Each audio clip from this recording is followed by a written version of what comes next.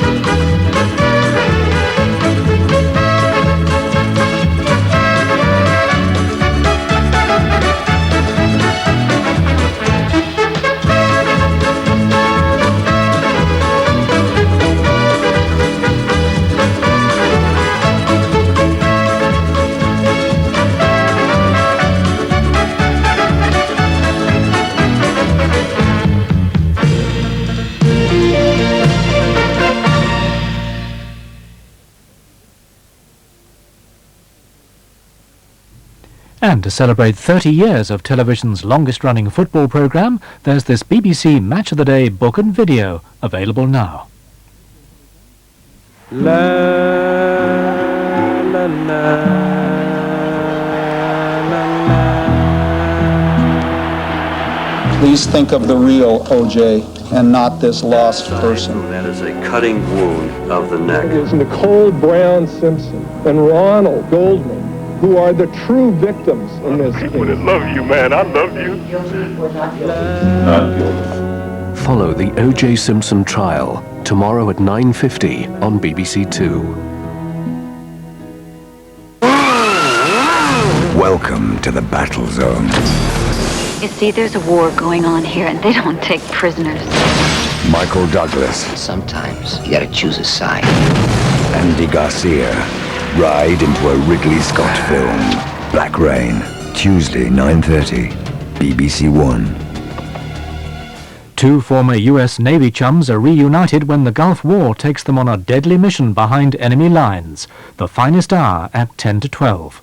First on BBC1, the return of the fast-moving Danny Baker Show.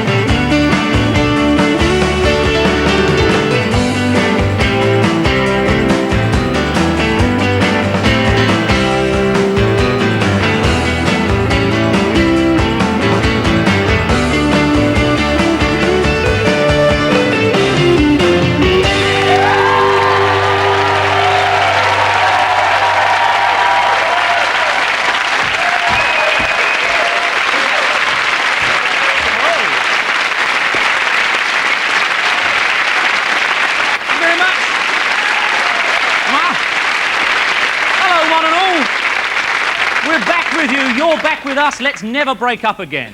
Couldn't be more thrilled that you've joined us again here at the exciting breakaway Republic of Dan. And by the way, do we have any Arsenal supporters in tonight? Oh, telegram for you. Just hit it in. They've scored. Kennedy. Wasn't that terrific entertainment? Wasn't that just like the major game of the season? Especially the second goal. How did it go again? Kennedy. Yeah, that's the one.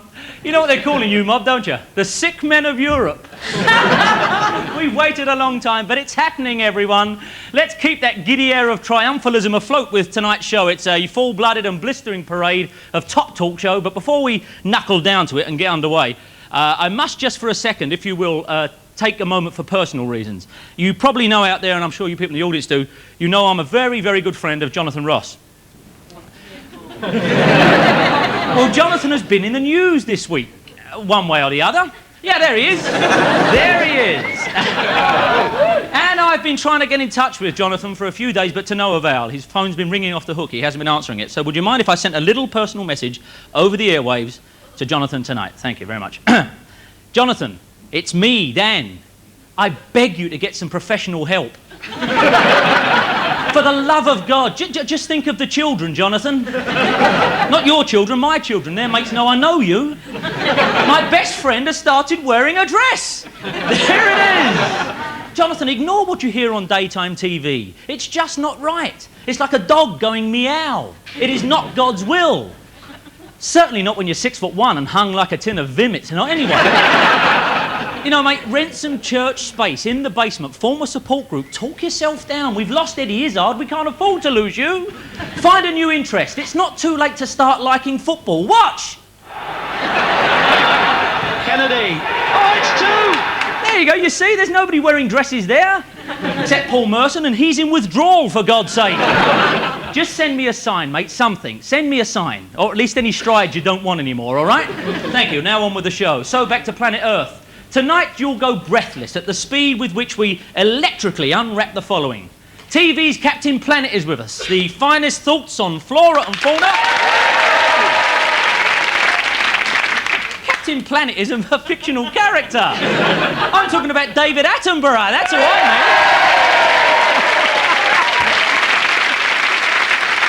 mate. You'll see Hollywood big shot Kurt Russell take actual bribes not to plug his new film. That's a little thing later on. Playing live here is that choining oin of boining funk. Des Ree, going to be live on the stage. And never mind International Gladiators, which is so damn popular at the moment. Tonight, we unleash chef, boy genius, some insist heartthrob. Gary Rhodes will be going head-to-head. Gary Rhodes is going to be going head-to-head against me to discover just which is the best sandwich in the world. I'll be cooking, Gary will be cooking, someone will be sampling, you decide. You may want a pencil handy for that. But we're going to start with one of the greatest songwriters of the last 50 years. That's not PR, that's a fact. Please welcome the staggeringly skilled actual Mr. Gilbert O'Sullivan.